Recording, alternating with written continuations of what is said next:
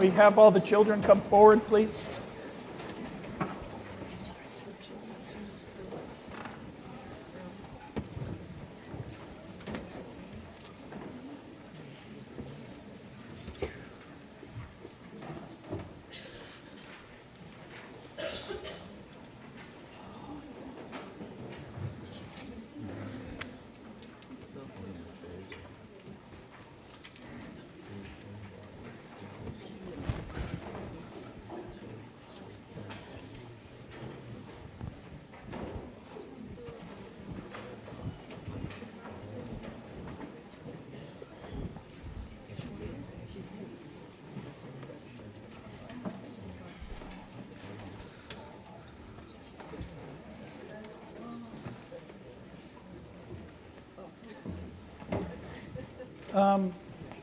You're too far away. Come closer. Why do I have to say that? Every time I see you, come closer. Why do I have to say it?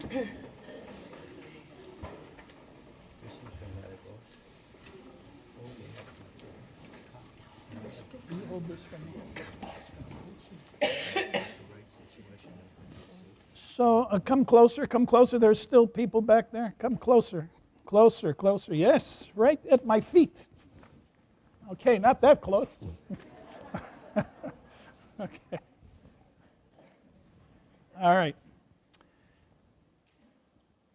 So I don't really have one theme for you today. I just wanted to spend time with you and just talk about random things. The first thing I wanted to ask is, do any of you remember the names that I just read? Does anyone remember one name? I read about 27 names. What name stuck out in your mind? Yes, sir. David, because you're David. That's no wonder. Okay. Anybody else? Yes. Jacob, excellent girl. Yes. Anybody else? 27 names. Yes, sir. Joseph, good. Yes, little girl. Mary, oh my goodness, I love it. Excellent, excellent. So, there were some that were really hard to pronounce, and there was one called Salathiel. Salathiel. Who the heck is Salathiel?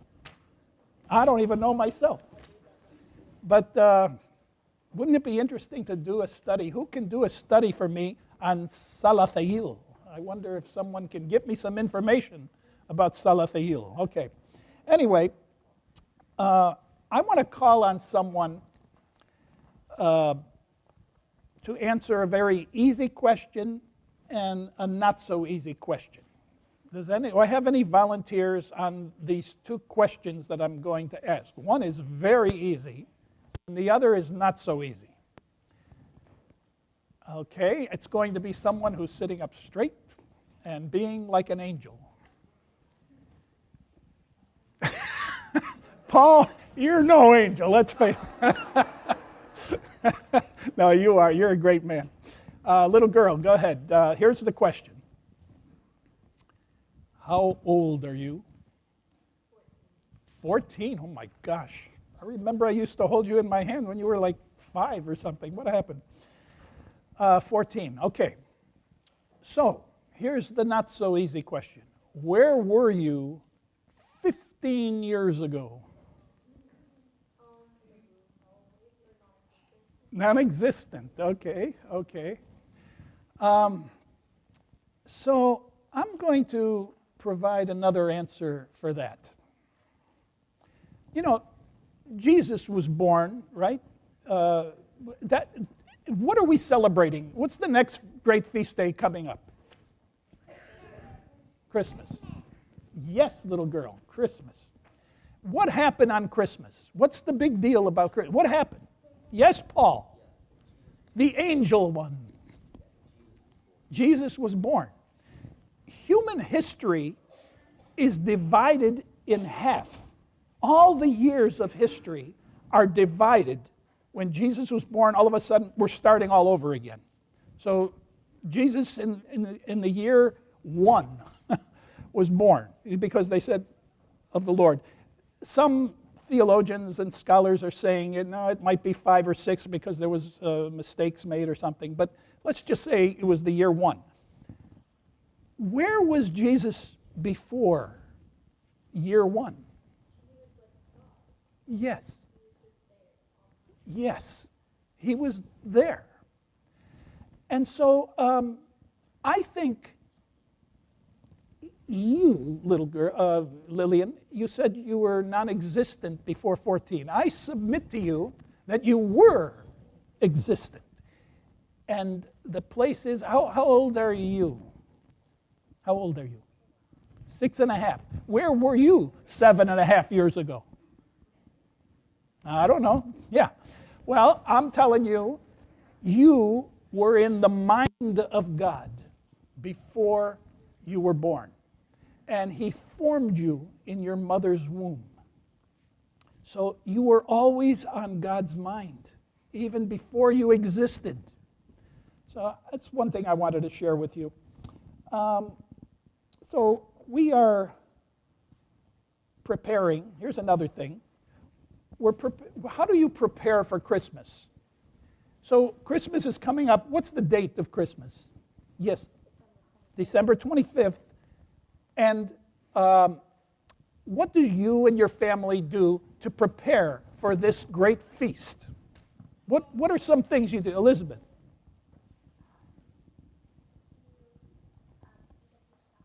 You pick up stockings, absolutely, and place them by the fire. Excellent girl. Yes?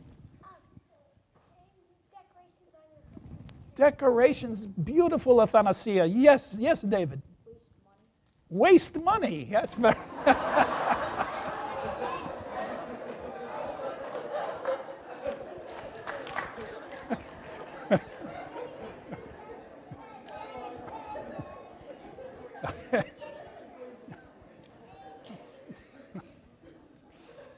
All right. Okay, all right.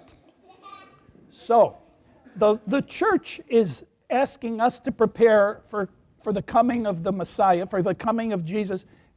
She's asking us to prepare as well.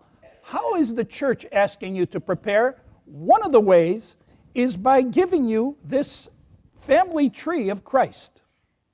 That's the names that I was reading to you. And she wants you to think about these people. Salathiel and Jacob and David and Mary. She wants us to look at those people and see how they prepared for the coming of Jesus, the Messiah, the Savior of the world. How did they prepare? Yes, we do the Christmas cards and the stockings and the tree and the decorations and spend money like crazy people. But how does the church want you to prepare? Yes, little girl. Fasting, excellent girl. Usually, in the culture we live, there's no fasting before the coming of this. There's no preparation. All we're doing is partying and going crazy. The Mother Church is saying, no, that's not the way you do it. Yes, there is fasting. Yes, there is praying, just like these people that we just read. On the other side of Christmas, when Christmas comes, when the feast comes, that's the time to celebrate. Have you ever heard the 12 Days of Christmas? Did you ever hear that song, 12 Days of Christmas? Well, that's the Orthodox way. After Christmas, there is partying going on all the time. What other period of time do we do that? Pascha, excellent girl. We fast 40 days where it's difficult, and the church has us prepare that way. But then after Pascha, there's no fasting. It's Bright Week, we call it. It's no fasting. That's why we have the picnic. That's why they have the lambs and all this stuff. And it's a beautiful tradition that we have. Mother Church is trying to teach you how to prepare for the Savior and love the Savior. Mother Church just does it so right. All that stuff that I brought to you the last sermon, I was throwing flowers at you and water and all that stuff. That's another way to help you to love the Lord. She uses stuff. Last thing.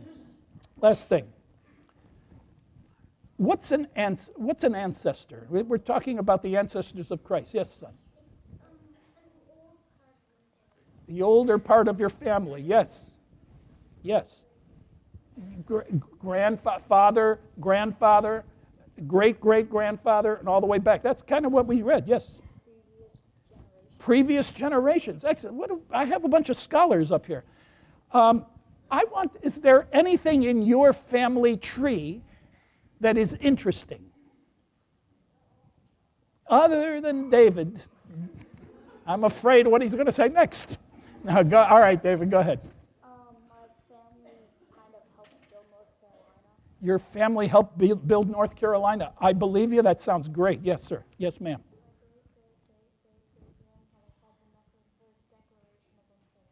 What? Say that again? My great-great-great-great-great-grandfather signed the Mecklenburg Declaration of Independence. The Mecklenburg Declaration of Independence. Your great-great-great-grandfather. What is the Mecklenburg Declaration of Independence? So I think they were trying to give an independence, but the United States was like, no, it's too early. So. Okay. Well, let me tell you an interesting thing about my family, and I'm going to end with this.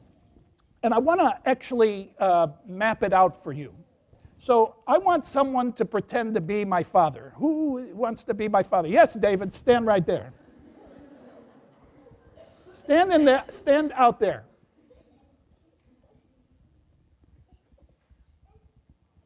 Okay, and you can face me. Hi, Pa. And who wants to be, now my father was Vasilios. Who wants to be my grandfather? Yes, Paul.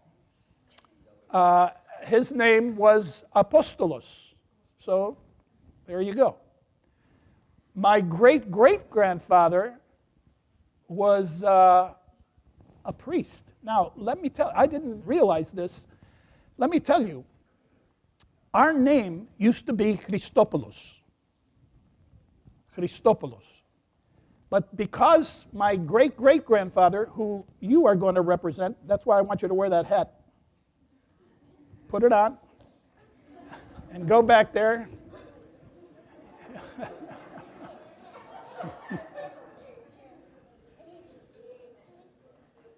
That's my great papu back there. And our name used to be Christopoulos until my great-great-grandfather became a priest, and so we became Papa Christopoulos. And the following generations. Then comes to me, and then comes to William after me, and who knows what's coming after that. But your family tree has this, and as a matter of fact, it goes back and back all the way up to the choir loft.